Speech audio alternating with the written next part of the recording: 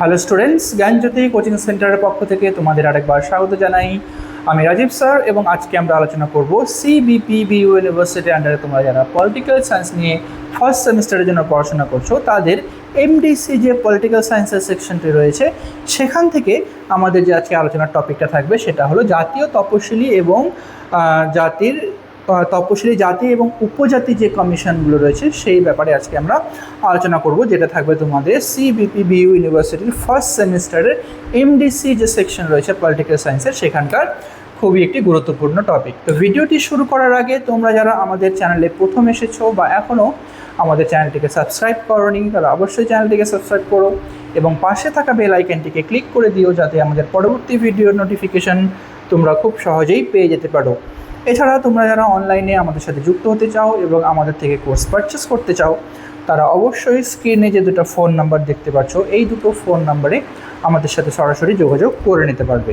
অনলাইনে যেই সমস্ত সুযোগ সুবিধাগুলো আমরা তোমাদের জন্য রেখেছি তোমরা এখানে পেয়ে যাবে proper guidance, recorded classes, high quality notes এবং 100% কমন সাজেশন। মেজর স্টুডেন্টদের জন্য পুরো সেমিস্টারের কোর্স ফি রাখা হয়েছে অল সাবজেক্টের জন্য শুধুমাত্র 1299 এবং মাইনর স্টুডেন্টদের জন্য রাখা হয়েছে শুধুমাত্র 699। এছাড়া গুগল প্লে স্টোরে আমাদের একটা অ্যাপ্লিকেশন রয়েছে যেই অ্যাপ্লিকেশনটার নাম হলো পিস্টিকল এডুকেশন। তো এই অ্যাপ্লিকেশনটা ডাউনলোড করেও তোমরা আমাদের সাথে যুক্ত হতে পারো এবং অ্যাপ্লিকেশনে থাকা যে বিভিন্ন টপিকগুলো রয়েছে বা বিভিন্ন কোর্সগুলো রয়েছে সেই কোর্সগুলোর অ্যাক্সেস গ্রহণ করতে পারো। তো আজকে যে তোমাদের মেন টপিকটা রয়েছে সেটা আলোচনা করা যাক। তো প্রথমে আমরা দেখে নেব যে সাংবিধানিক ভিত্তি এবং কমিশনের গঠন কী আছে তপশিলি জাতি এবং উপজাতিদের ক্ষেত্রে। তো সাংবিধানিক ধারা যেটা হচ্ছে আর্টিকেল 338 থেকে হলো 338-এর যে ধারাটা রয়েছে সেখানে বলা হয়েছে ভারতীয় সংবিধানের 338 ধারার এনসিএসসি এবং 338-এর নাম্বার ধারায় এসটি সংবিধানে গঠনের বিধান রয়েছে। ঠিক আছে, তো শিডিউল কাস্ট এবং শিডিউল ট্রাইব এখানে, তো শিডিউল কাস্ট যেটা রয়েছে সেটা হচ্ছে 338 নম্বর ধারায় এবং শিডিউল ট্রাইব 338-এর নাম্বার যে ধারাটি রয়েছে সেখানে কিন্তু এদের গঠনের বিধান করা হয়েছে বা সম্পূর্ণভাবে সেখানে বিস্তারিত আলোচনা করা হয়েছে যা প্রান্তিক জনগোষ্ঠীর সুরক্ষা নিশ্চিত করে। ঠিক আছে, পিছিয়ে পড়া যে সম্প্রদায়গুলো রয়েছে তপশিলি জাতি এবং তপশিলি উপজাতি তাদের সুরক্ষার ক্ষেত্রে এই সমস্ত ধারায় সঠিকভাবে বর্ণনা করা হয়েছে। নেক্সট হলো 89তম সংবিধান সংশোধন, যেটা হচ্ছে 2003 সালে করা হয়েছিল।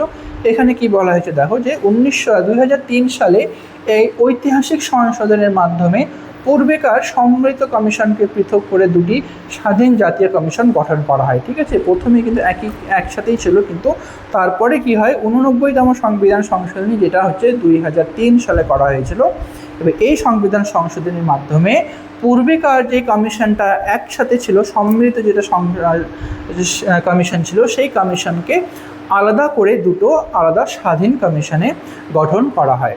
তো কমিশনের গঠন এবং কাঠামো কী রয়েছে যে প্রত্যেকটি কমিশনে ভারতের রাষ্ট্রপতি কর্তৃক নিযুক্ত একজন চেয়ারম্যান, একজন ভাইস চেয়ারম্যান এবং 3 জন পূর্ণ সময়ের সদস্য থাকবে। ঠিক আছে, তো রাষ্ট্রপতি কর্তৃক এখানকার সদস্যদের নির্বাচিত করা হয়। তো এই যে নির্বাচিত সদস্য রয়েছে সেটা হচ্ছে তাদের মধ্যে থাকবে একজন থাকবে চেয়ারম্যান পদে এবং একজন ভাইস চেয়ারম্যান এবং তাদের জন্য 3 জন পূর্ণ সময়ের সদস্য, মানে হচ্ছে ফুল টাইম হচ্ছে কাজ করার জন্য 3 জন সদস্যকে, তো টোটাল 5 জন সদস্য এখানে রাষ্ট্রপতি কর্তৃক এখানে নির্বাচিত করা হয়। নেক্সট হলো কমিশনের মূল দায়িত্ব এবং কার্যাবলী কী কী রয়েছে। ঠিক আছে, তো এই যে দুটো আলাদা আলাদা কমিশন রয়েছে এই কমিশনের কী কী দায়িত্ব বা কার্যাবলীগুলো কী কী রয়েছে আমরা সেটা এখন দেখে নেব।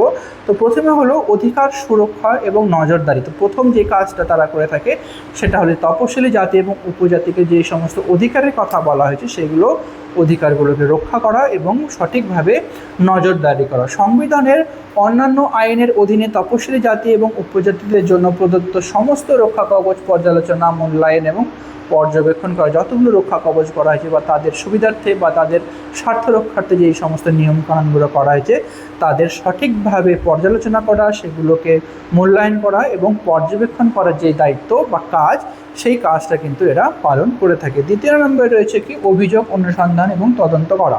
ঠিক আছে, তো অভিযোগ অনুসন্ধান করা এবং সেই অভিযোগের বিরুদ্ধে বা সেই অভিযোগের জন্য সঠিক তদন্ত করার কাজও কিন্তু এই কমিশন করে থাকে, যেখানে অধিকার হরণ, বৈষম্য এবং সামাজিক শোষণের বিষয়ে আসা নির্দিষ্ট অভিযোগের নিরপেক্ষ তদন্ত এবং প্রয়োজনীয় পদক্ষেপ গ্রহণ করা। যেই সমস্ত তপশিলি জাতি বা উপজাতিদের ক্ষেত্রে যদি কোনো ধরনের অভিযোগ বা কোনো অভিযোগ দায়ের করা হয়, তাহলে সেই সমস্ত অভিযোগের নিরপেক্ষ তদন্ত করা এবং যদি দরকার পড়ে তাহলে সঠিক শাস্তিও প্রদান করা হচ্ছে। এগুলো এই কমিশন কিন্তু এই সমস্ত ক্ষেত্রে সঠিক পদক্ষেপ গ্রহণ করে থাকে। নেক্সট হলো উন্নয়নমূলক পরিকল্পনায় অংশগ্রহণ, যেখানে কেন্দ্র এবং রাজ্য সরকারের অধীনে আর্থ সামাজিক উন্নয়ন পরিকল্পনার প্রক্রিয়া সক্রিয়ভাবে অংশগ্রহণ এবং তাদের অগ্রগতির মূল্যায়ন করা।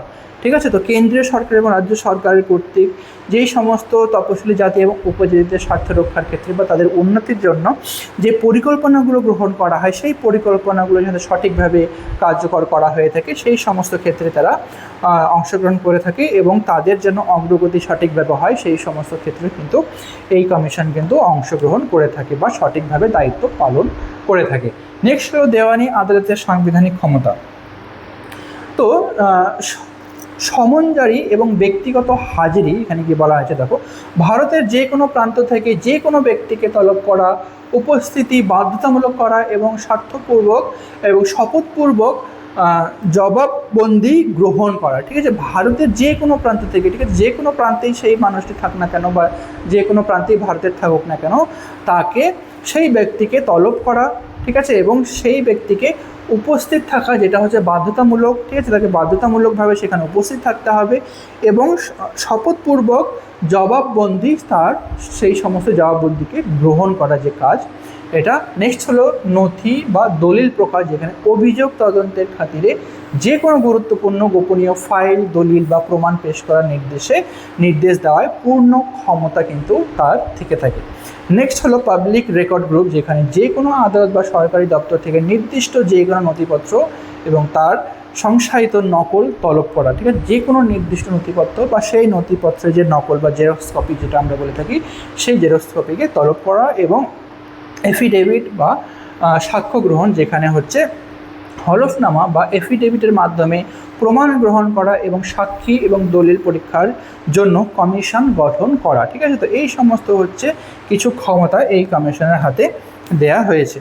নেক্সট হলো পরামর্শ প্রদান এবং রিপোর্ট পেশের ভূমিকা। তো কী কী পরামর্শ প্রদান করে থাকে এবং রিপোর্ট পেশ করারও কিন্তু ভূমিকা এই যে তপশিলি জাতি এবং উপজাতিদের জন্য যে কমিশন গঠন করা হয়েছে তাদের হাতে দেওয়া হয়েছে। তো প্রথমে আমরা দেখে নেব পরামর্শমূলক বা পরামর্শ দানমূলক ক্ষেত্রে কী কী ভূমিকা দ্বারা পালন করে থাকে। যেমন সংবিধানের 338-এর 9 নম্বর ধারা অনুযায়ী কেন্দ্র এবং প্রতিটি রাজ্য সরকার তপশিলি জাতি এবং উপজাতিদের প্রভাবিত করে এমন সমস্ত প্রধান নীতিগত বিষয় কমিশনের সাথে পরামর্শ করতে বাধ্য। ঠিক আছে, তপশিলি জাতি এবং উপজাতিদের স্বার্থের ক্ষেত্রে, ঠিক আছে, উপজাতিদের প্রভাবিত করে এমন কিছু নির্দিষ্ট নিয়ম বিষয়ে আলোচনা কমিশনের সাথে পরামর্শ করতে তারা কিন্তু বাধ্য। ঠিক আছে, কমিশনের সাথে তপশিলি জাতি এবং উপজাতিদের যে পরামর্শ তারা করতে বাধ্য। এটি কমিশনের একটি অত্যন্ত গুরুত্বপূর্ণ নীতি নির্ধারণের ক্ষমতা। ঠিক আছে, খুবই গুরুত্বপূর্ণ নীতি নির্ধারণ করার যে ক্ষমতা, এই ক্ষমতাটা কিন্তু এরা পালন করে থাকে। নেক্সট হলো বার্ষিক প্রতিবেদন পেশ করা, যেখানে কমিশন প্রতি বছর রাষ্ট্রপতির কাছে তাদের বার্ষিক রিপোর্ট পেশ দেয় বা বার্ষিক রিপোর্ট জমা দেয়। ঠিক আছে, তপশিলি জাতি উপজাতি যে কমিশনটা রয়েছে, সেই কমিশন প্রত্যেক বছরের যে কি রিপোর্ট হয়, ঠিক আছে, তাদের রিপোর্ট হচ্ছে রাষ্ট্রপতির কাছে কিন্তু একটি বার্ষিক রিপোর্ট পেশ করে। রাষ্ট্রপতি এই প্রতিবেদনের সংসদের প্রতিকক্ষে পেশ করেন, পাশাপাশি সংশ্লিষ্ট রাজ্যের রাজ্যপালের কাছেও রিপোর্টটি অনুলিপি পাঠানো হয় এবং বিধানসভায় সেটিকে উপস্থাপন করা হয়। ঠিক আছে, তো বিধানসভায় সেটিকে উপস্থাপন করার জন্য রাষ্ট্রপতি প্রত্যেকটি রাজ্যে সেই রিপোর্টটি কিন্তু পেশ করে থাকে। ঠিক আছে, আচ্ছা, তো এটাই ছিল আজকে তোমাদের আলোচনার বিষয়। ভিডিওটি যদি তোমাদের ভালো লেগে থাকে তাহলে অবশ্যই লাইক আর কমেন্ট করো। দেখা হবে পরবর্তী ভিডিওতে নতুন কোনো টপিক নিয়ে। ততক্ষণ পর্যন্ত ভালো থেকো, সুস্থ থেকো।